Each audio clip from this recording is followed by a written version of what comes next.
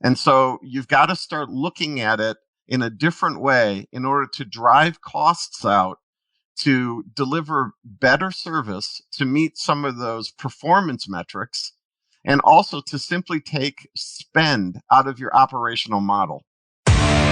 Without supplies, there's no surgery. Without products, there's no patient care. Welcome to Power Supply, the healthcare supply chain podcast focused on helping you navigate the intricacies of logistics, purchasing, contracting, and supplier relationships. Each episode, we speak with healthcare executives, supply chain leaders, and innovative entrepreneurs from across the country as they share their stories, experience, and expertise on the industry we love. From the loading dock to strategic sourcing, from buyers to the C-suite, and across the enterprise, we tackle the real-life issues impacting the healthcare supply chain. Whether you're tuning in for conversation or inspiration, we're glad you're here. You're just in time to hear it from the source and stock up on insight. So sit back and plug into Power Supply. On this Vendor Spotlight, we speak with Dan Pfister, president and consultant at United Pathways. And Dan has been a guest on the podcast previously. We'll talk about that a little bit. And we're going to have a treat for you because we are actually doing this podcast on two different ones. I have Melanie Perry joining me from First Case. I am also the co-host of the First Case podcast with Melanie, but also the Power Supply podcast. And so Melanie, we're going to play a little tandem conversation here. I'm going to cover a lot of the supply chain type oriented questions, and you're going to be asking a lot of the clinical operating room type questions. And we're going to be role modeling while we talk to Dan, this collaboration that can happen between supply chain and the operating room. And Dan's going to tell us how today. I'm excited to hear him talk. I enjoyed it when he was on the First Case podcast before and the conversation we had then, but he's a wealth of knowledge. He has a lot of good information to share. Being able to talk about the ways we can build our relationships between our two departments and break down some silos is always a good conversation to have. Yeah, and Dan has really seen this industry change over time, and he's going to give us a historical perspective that help lends to his vision and what he's seeing today and what he thinks is coming for the future. So we're going to be right back with Dan Pfister after a short break. A production of 17 Studios, you're listening to Power Supply.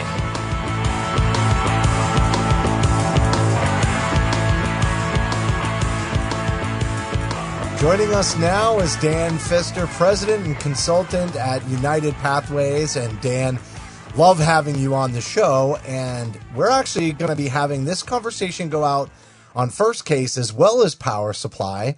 And you've been a guest on both of those podcasts talking about some pretty important topics. On Power Supply, we discussed change management, especially as it relates to healthcare supply chain. And then on First Case, we talked about preference cards and really this concept of immersing supply chain professionals and experts in the OR to bring that expertise and help streamline and smooth the process and how to do so effectively. And so today we're really excited to have you back on because we're going to have a little bit more of a looser conversation and one that relates to what you're doing on a day-to-day basis across the country with various healthcare organizations. Well, thanks for the opportunity. And as you said, we've done this a couple times, so I hope I haven't overstayed my welcome. Never.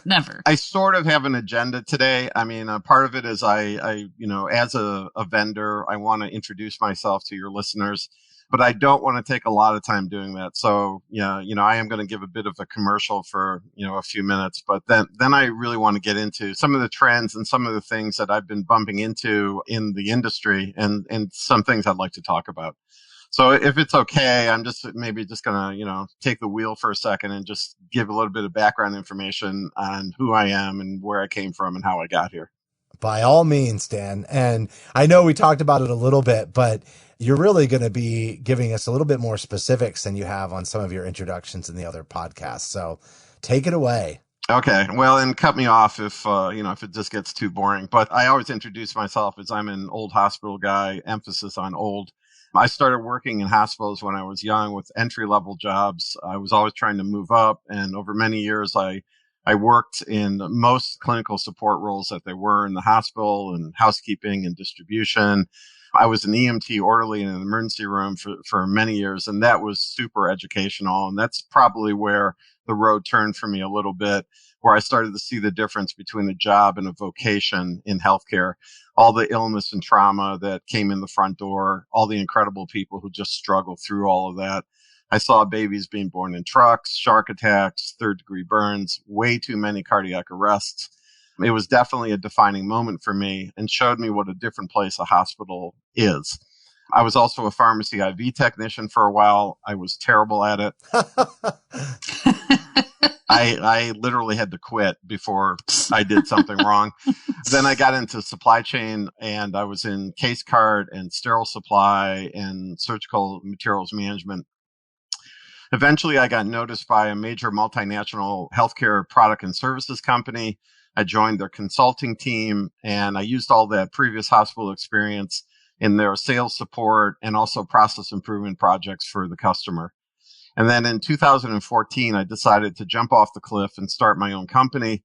And I launched United Pathways, which I always describe as a microscopic consulting company offering various process solutions for hospitals. Why did you come up with the name?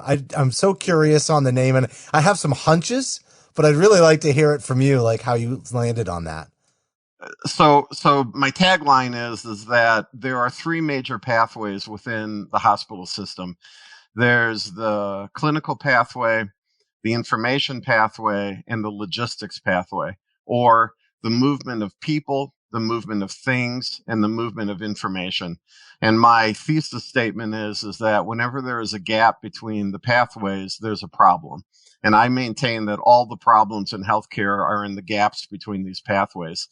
So Dan, I got to jump on that because, it's like one of the reasons why we're having this conversation on two different podcast brands, both Power Supply and First Case, is for exactly that reason, to, bring those pathways together and have some shared insights and the overlap in those responsibilities. And it really aligns well with the vision, that we've had with how we wanted to approach this. And you're going to be the first to really have come on and done an interview that's going out for both brands like that. So I just want to, we picked the right person, I guess is what I'm saying. Well, I appreciate that. And I guess I would say, with that background and that perspective, what I've tried to do on the various projects that I've gotten within hospitals is, even though I may be hired for a very specific thing, I've tried to look at the interlocking connections that they have with the other pathways. And then, like I said, the reason why I came up with the name United Pathways, I know it sounds like an airline, but the idea is that to unite the different pathways and to uncover those gaps in between the workflows. So a lot of the stuff I've done over the last few years, there's been projects to design material flows for new construction. I've done entire hospitals, bed towers, or just department expansions. I've done projects that are based on just PAR analytics, supply room remodels, team development, change management, workflow redesign, business process support for ERP conversions, interim management. So it's been a mixed bag of customer challenges, but I've always tried to look at every one of those things holistically, again, in the movement of people and things and information. I would say that I've been lucky, I think, to have a wide variety of projects. I think I've done good work for my customers, but I know for sure that I've really benefited from learning new things and developing solutions that might be just outside of the box. So Dan, one of the things that I noticed you started doing on LinkedIn was you began posting a supply chain update from your page on Wednesdays. And very recently, you provided a really cool overview of the changing reimbursement model over the years. And I thought maybe you could just tell us, maybe summarize some of that and really how you've had to adapt the way that you're supporting your clients or customers as a result of those changes. Yeah, and actually, thanks for that. That actually opens me up into what I really wanted to talk about today because, again, like I said, my commercial was going to be short, but I want to talk about what I think I'm seeing in the industry. But in order to do that, we do have to go back a little bit. So listeners who are my age will remember when hospitals could charge for everything and get paid for everything. People might remember the charge stickers placed on every single item in the entire building. And this was back when supply chain was called central distribution or central supply, and they did everything. So they did receiving, stocking, sterile supply, case cart, laundry, and charge capture. I still remember sitting in a dark warehouse pulling zillions of charge stickers on 4x4 packs and wanting to just shoot myself. I also had to key in the 7-digit charge codes for the floors. So moving forward, in the 80s, Medicare developed the models to control costs and drive competition. These were the capitated rates, the bundled payments, the DRGs. And this created a perspective of a total event from admission to discharge versus the individual item repayments. So what that meant was that things that were common to the care event, urinals, bedpans, gloves, gowns, preps, 4x4s, all that kind of stuff, commodity products, packs, became non-reimbursable. Things that were unique to the patient-sized, implants, specialty items, carve-outs would be covered. You could make money on those things. And this continues to develop today. And the current MIP system, or the merit-based incentive program, is based on performance. And within that program, 30% of the weight is focused on quality, 25% for promoting IT system integration, 15% for improving activities, and 30% for cost measures. So the industry is really going to performance-based medicine. And that's a whole deeper conversation about wellness and approved therapies. And I'm not a clinician, and that's a very complex therapy model.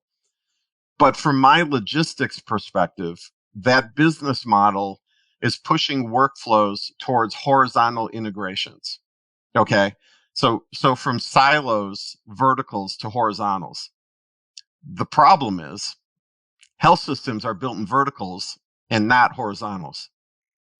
So the secondary challenge that I see is defining the value of converting a patient workflow into a horizontal pathway versus the current state handoffs between departments and responsibilities.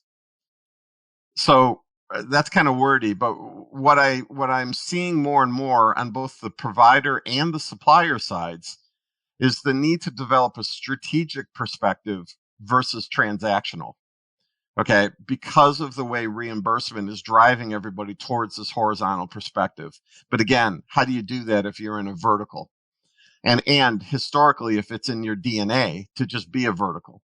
Dan, real quick, what does that look like for clinicians like Melanie in the OR? Like how would they recognize that verticality?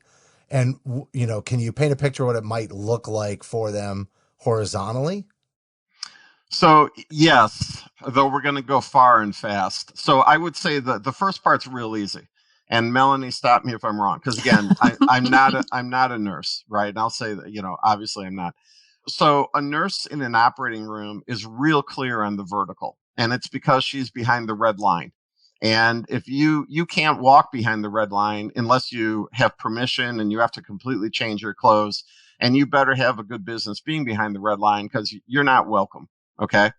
And all the activities that go on behind the red line are very clearly defined. And depending on the health system, I mean, a lot of things are shifting out there, but depending on the health system, like supply chain might stop at the red line.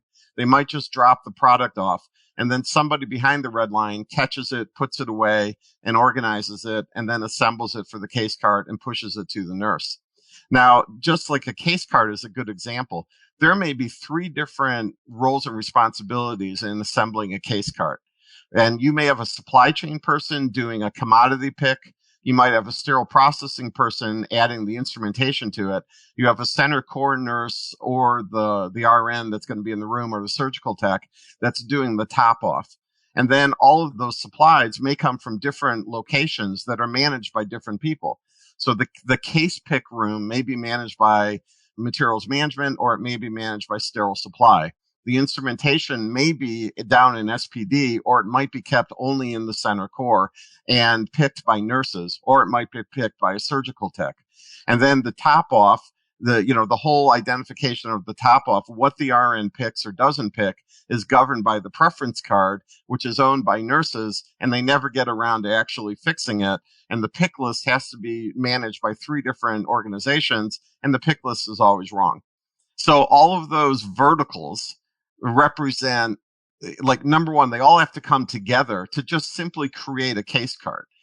So think about it like a meal in a restaurant. If you got one guy who's only in charge of the mashed potatoes and one guy who's only in charge of the peas, all of that has to come together to get all the food on the plate. And then it gets delivered to the customer, right? To the room, to the surgeon, to the patient. It works. Don't get me wrong. It works. And I used to, have various jobs and all of those roles that I've just talked about. It does work. Everybody gets it done, but it's not clean. It's not streamlined. It's not efficient. And there's all types of problems that come out of that. So to your second point, it's okay. What would a horizontal look like?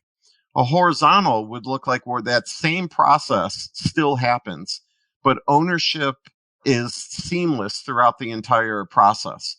And we could talk about like who should do all of that. And I definitely have opinions around it. But the point would be is that there wouldn't be that many handoffs and gaps. Like, let's just say something simple between the guy who picks the commodity products and then pushes the cart over to sterile processing where they add the trays. Like why just that? Why do you need 2 different people doing that? Like why? Now you can, there's nothing inherently wrong with it, but does it deliver the best product? And the reason why that gets done is because of a whole bunch of other downstream products, which are like the trays aren't done yet when the commodity products are being picked for the case cart.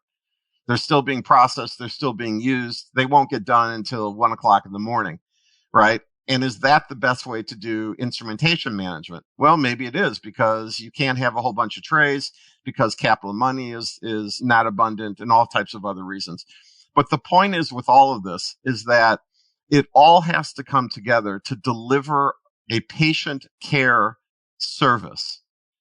And you have to start looking at it horizontally because that's how you're being paid. And so you've got to start looking at it in a different way in order to drive costs out, to deliver better service, to meet some of those performance metrics, and also to simply take spend out of your operational model. So can I ask you a question about KPIs in that scenario? Because key performance indicators exist, whether you're in supply chain or you're a clinician. Does this horizontal integration change your KPIs? And I don't mean adjust the ones you already have. I mean, does it bring new KPIs to the table to measure how well you're doing in this horizontal model? So, yes and no. The KPIs are being decided by the industry and by the government. So again, if it's like quality, IT system integration, improvement activities, and saving money, cost containment. So you already got KPIs that are coming from on high and are pushing its way down into the industry.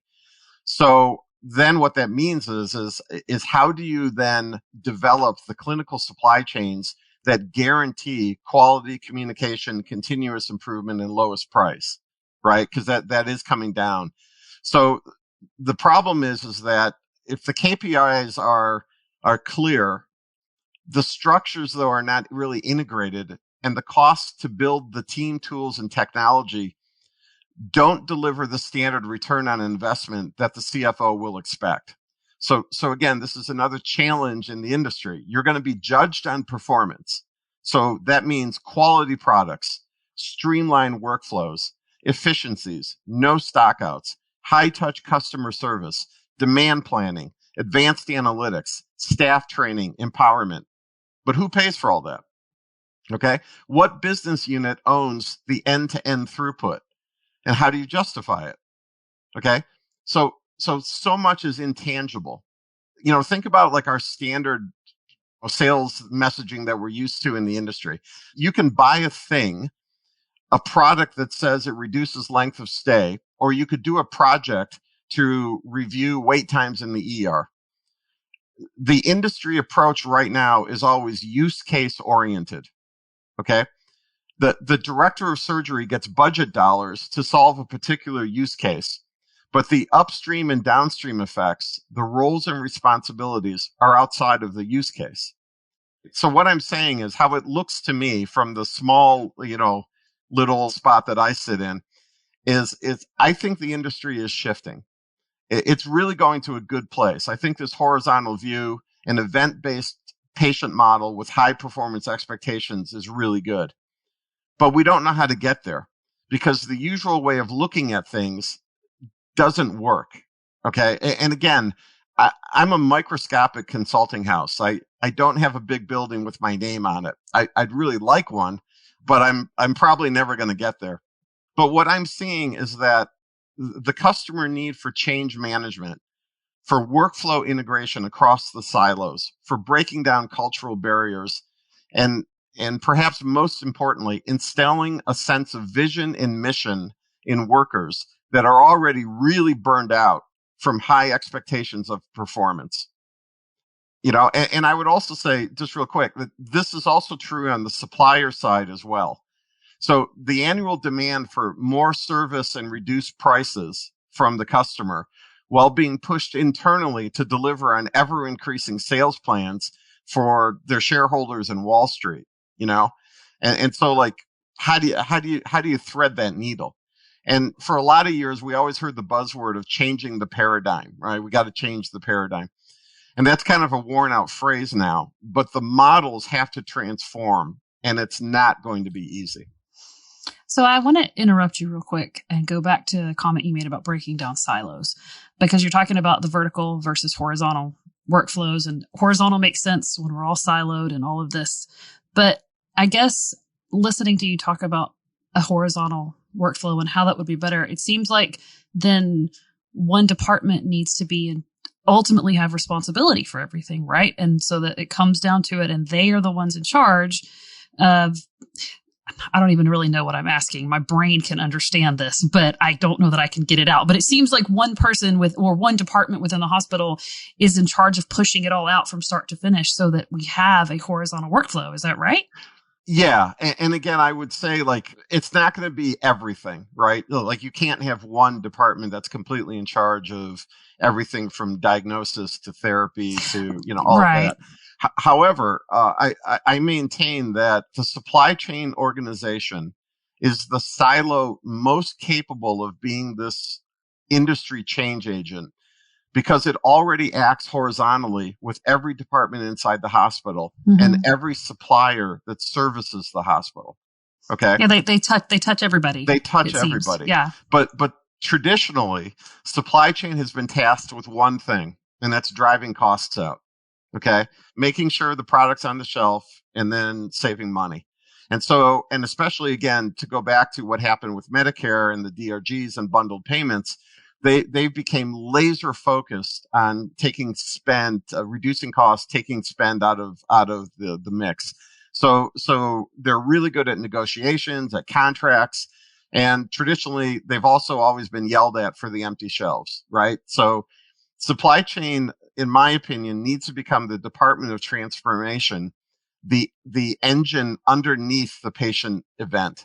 And not to be disrespectful to the continuous improvement teams or Lean Six Sigma groups and black belts, but supply chain is in the weeds. The clinical and supply chain are joined at the hip. You can't take care of a patient without a thing, and supply chain provides all the things.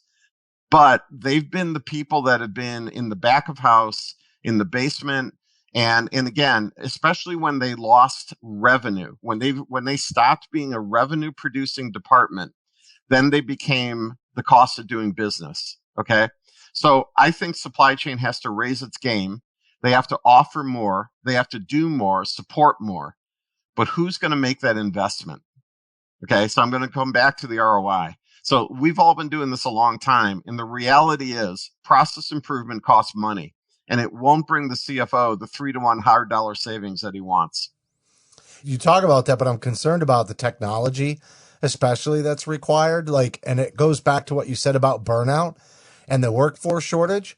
I also just don't think we're going to be able to throw bodies at it. It's been a constant conversation on many of our podcasts. And so, you're going to have to likely invest in technology. And that is going to be, in many cases, a costly upfront investment. And maybe there'll be different ways that suppliers bring their tech to market, and there'll be different strategies that way. But in the end, that's been my biggest concern is we have a lot of people doing some mundane tasks that don't necessarily need to be done by a human.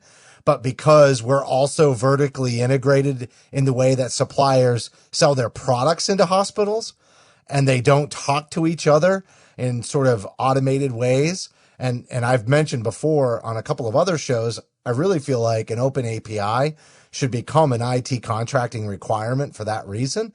But at the end of the day, you're going to have to pay for this technology to help us get there. Or are you saying it's independent of technology because it's about mission and vision and, the way that the culture changes that fosters this? So I'm going to say I think it's somewhere in the middle and shared, because the other danger of technology is that, we think it's going to solve everything. Blockchain now is going to solve everything. And that's not to say that technology won't bring enormous value into the supply chain. I mean, if you think about what we all just learned in the pandemic, is that part of the problem is that frontline customers didn't have visibility into their tier 2, tier 3, and tier 4 supply chain partners. So they might be able to see what their major prime vendor distributor has in terms of the masks and Q-tips and gloves, but they couldn't see past that. And then all the upstream manufacturers and suppliers, it's not like they're opening up their books and they're sharing their inventory levels or the raw material levels or all of that. So definitely as technology gets to the next levels, the next generation supply chains, where everybody has visibility up and downstream, and then you can make choices and decisions and what's coming in and you can react and you can align your supply chains to all of that. Sure. But I still maintain that what actually drives all of it, all the way back to raw material in some mine somewhere in China, is what is happening with a nurse and a patient in a room.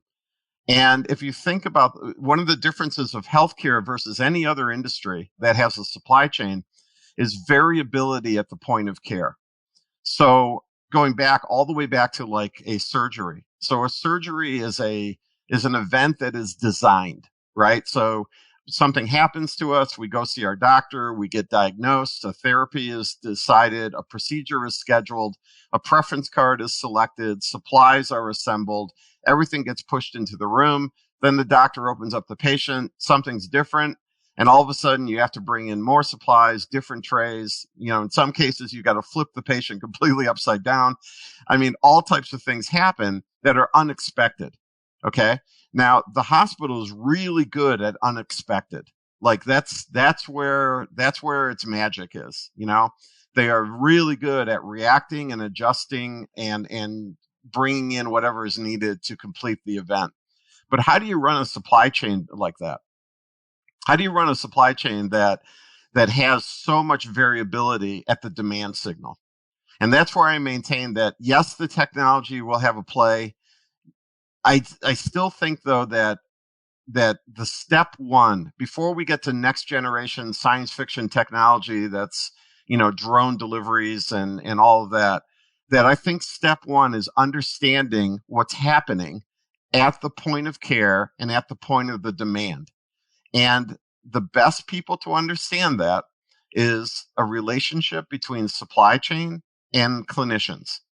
And what that means is again, supply chain needs to step up and not just be box movers. And clinicians need to recognize that there is a certain pattern to what they do that has to be understood, and they have to share in the development of the new model, the new work stream model that delivers what is needed. And so that people aren't just reacting to what is happening, and then that ripple effect just cascades backwards and everybody gets crazy. And all we're ever doing is reacting. And especially, it's like, again, just to roll it back to the financial model, if you're not getting paid for most of the commodity products that are used in the hospital, but at the same time, again, what we learned in the pandemic is you can't maybe do just in time anymore, and you can't really lean out your supply chain to the levels that we were doing for a long time. Now, resiliency is another big thing we're all looking at in the industry. So then how do you do it? How do you thread that needle? How do you balance that out? I can't run out of anything, but at the same time, if I have too much, my cost of capital is ballooning. I'm going to have expiry problems. I'm going to have all types of other issues. And so the way you have to manage all of that is you've got to get closer to the patient event. You have to study it. You have to learn from it. You have to work with the clinicians, and you have to design new models that communicate what's happening so that when you drop a technology in later on, the information coming out is good. The technology is simply reactive to the event. It's not going to design the event. So you still have to figure out what's happening to inform the technology so that then you can improve and even get better in your pathways. So do you think that it would be beneficial to supply chain if nurses worked in supply chain as well to provide that clinical insight? Yeah, and they do. There's many health systems have that. But again, I would suggest that how they're being utilized needs to go up a notch, because most nurses that work with supply chain are working in value analysis, right? Now, there is a huge movement in supply chain organizations, and a lot of the very good, the very mature big box health systems where medical directors are now also engaged in supply chain. And I've seen some systems that were just state of the art on this. Give a little shout out to the Cleveland Clinic that I spent a little time at. This is definitely, the medical directors are becoming very much engaged in this process. But again, they need like the subject matter experts to help inform them so that they can develop that clinical supply chain. Because a doctor isn't going to go stock product on the shelf, right? And he's not going to know what that means. And he's not going to know necessarily the effect of a stock out, or when you've got the 3 ORIFs and you only have 2 trays, and things like that. So again, the subject matter experts at the worker level need to realize that they're not just there to just get through the day, but that knowledge that they have from working that space every day, reacting to the demand patterns, that needs to be coalesced and brought up to decision makers to help inform the new model. Yeah, I think pouring their expertise into creating something proactive instead of constantly living in that state of reaction would be an improvement for all of us, for sure. Yeah. And again, I would say that, the strength of supply chain is those are the people that get it done. Okay. And that's the strength of nursing too. I always say, every nurse has a pair of bandage scissors and paper tape in their pocket. And when the zombie apocalypse comes, that's who I want by my side is a nurse and a supply chain guy. But I think the solutions are going to roll up to sleeves, get in the weeds, move across the silos, relationship build, problem solve, and understand the up and downstream effects. And it's going to be the people that are in the weeds, the people that are at that level, that are going to be able, like I said, to inform leadership, to inform the strategy designers about how to build the new model. All right, Dan, you've really got me thinking about some things right now, because I see a strategic role and a certain kind of personality type that has to facilitate that. And, I've read some books and they've described different organizational positions, like visionary, who really leads the mission, but an integrator who makes sure that vision is implemented, but also implemented in a way that can actually be accomplished instead of chasing every new great idea. And there's lots of great ideas coming from visionaries. it just makes me think that that integrator piece is the type of personality that's required to cross over those silos and get into the weeds. Have you heard about any of those kinds of concepts and the right personality type for somebody that would facilitate this transition as you're talking about? Yeah, I'm actually seeing there's a certain buzzword that I'm seeing in the industry a lot more. But before I get to that, I'll say, can you imagine if your title was visionary and you had that on your business card? That'd be great. I'd love to hand that out. I'm going to give that to Hank Balch. I'm going to have him put that on his card. It is on, but by the way, integrator is on my LinkedIn. And for that reason, absolutely. Less than 2% of the population fits that mold. So it's just kind of an interesting fun fact. I would definitely, I'm aligned with what you're saying. And again, what I'm seeing in the industry is the term solution architect is being bandied around a lot more within healthcare. And it's a term that was lifted from the IT world, right? An IT programmer is what he does. He architects a technology solution.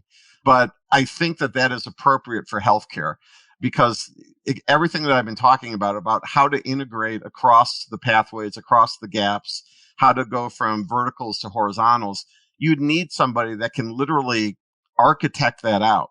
And what they have to do is they have to have the ability to go horizontally across the organization. And a lot of times that means you're stepping into areas that you don't have the subject matter expertise in there.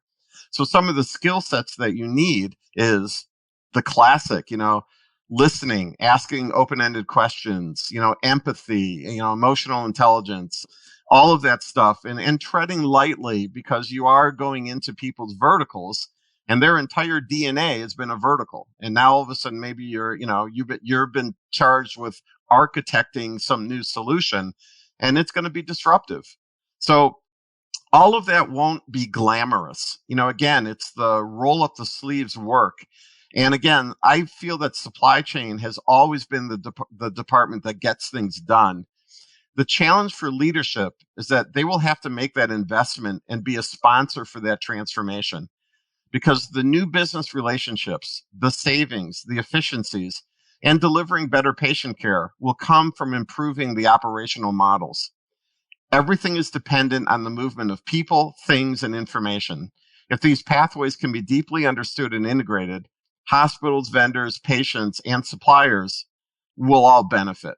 So again, I think a new model is where we're going. It's where the industry is pushing us. We're going to get there one way or another. You're either going to get there kicking and screaming, or you're going to blaze the road yourself. So that's kind of what I wanted to talk about today. I get to see the efforts that health systems are making. And I think big picture, where it's going is good.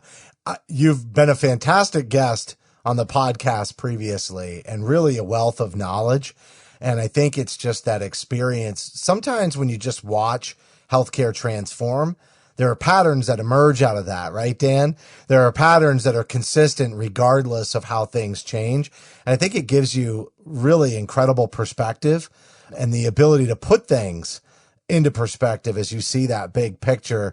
Again, this is another one that's been very educational, but I also know you like educating the industry. So I'm using that to kind of tease, some value that you're going to be bringing forward if you want to talk about that, and also tell everybody how they can reach out to you if they want to network and learn more and follow you on LinkedIn and get your insights on Wednesdays. Yeah, thanks for that. I am working on an educational module that I will be launching soon, hopefully. It's turning out to be a little bit more work than I thought it would be. But over the years and the various roles that I had, I often got asked to really explain like how a hospital works, all the parts and pieces, the roles and responsibilities. And I ended up just creating a body of work that I called Hospital 101. And I realized then that there was some value in it. And so I'm putting all that together, and that will be available for people to purchase. And could be good for salespeople, for departments that want to learn about other departments down the hallway that they don't know what they do. I'll talk about a lot of the things we talked about today, about how hospitals get paid, how the supply chains work, what nurses do, what a case card is, and things like that. So that'll be coming soon.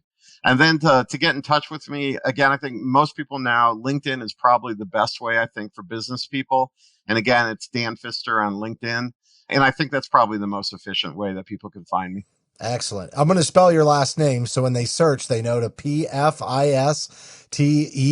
is Dan's last name. Dan, rockstar job today. Really, really appreciate your insights and enjoyed the interview. Thanks for coming on. Thanks. I appreciate the time.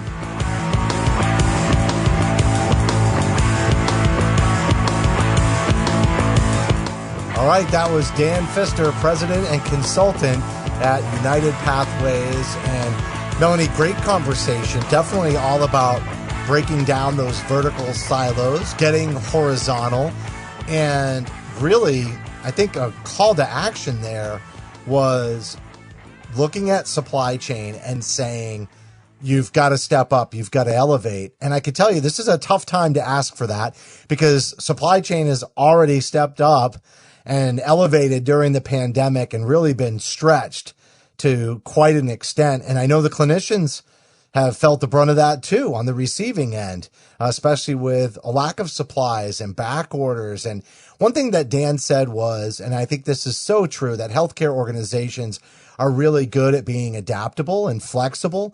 And so in so many ways, that strength got us through the pandemic, but it doesn't necessarily get us through the changes in the reimbursement model. It requires us to be more efficient. And so even as we look at these workforce shortages and ask more out of supply chain, I think the biggest thing is I've heard so many people say that supply chain finally has a seat at the table with the C-level. And so how do we hold it?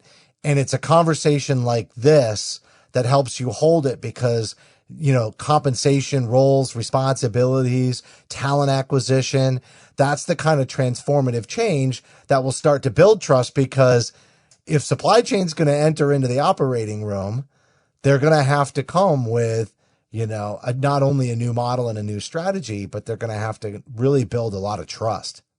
I agree. I mean, if somebody came to me as a clinician and said that another department was going to take over ownership of clinical processes, I'd be like, oh, wait, hold up. You know, we can be incredibly territorial, and we don't always necessarily like it when somebody says the word change, but change is good and change can benefit us. And I really thought that Dan gave a good example when he broke down really what those vertical versus horizontal really looked like. And because we see that in the operating room with supply chain doing this and sterile processing doing this, and then the OR nurse doing something else, and all of these different departments being very vertical when we could have these horizontal workflows. And we spend so much time being reactive and dealing with problems after they happen.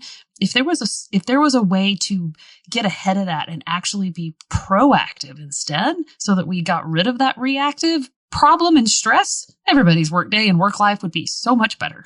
And how much time do you spend, you know, with the whole billing aspects of what's going on in the operating room and dealing with supplies? And honestly, with the workforce shortage and the nursing shortage, it's impacting everybody, but nurses doing supply chain functions is a luxury that we probably don't have anymore. That's another, you know, big concern, I think, when we're looking at how we're staffing out the operating room, because we still have this backlog of procedures.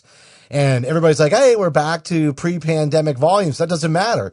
You've got a 6-7 month backlog. You have to go to more than pre-pandemic, and you have left staff to do it.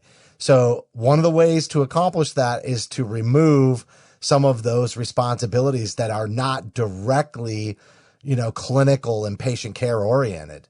Right. I completely agree. Take that burden off and let the clinical staff focus on the clinical patient care and alleviate that burden that they're also doing multiple things at one time. All right, Melanie. Well, thank you so much for joining me on this Vendor Spotlight with Dan Pfister. That's going to do it for this show, but I do want to remind everybody the best way to listen to Power Supply is to download the smartphone app for iPhone and Android, and there you'll be able to search through all of our different content as well as categories, and we have bonus content for some episodes. You just go to the episode, click on the gift box, and then you'll see that bonus content there. If you don't want to download the smartphone app because you just love Apple, Amazon, or Google Podcasts, certainly we're available there. You can also find us on iHeartRadio, Stitcher, all of them. And your favorite podcast application, just search for Power Supply on that application. Also, we love feedback. So if you have ideas for topics or guests or season themes, just send an email to info@powersupplymedia.net. And on behalf of Melanie and myself, thanks for listening to this vendor spotlight on Power Supply.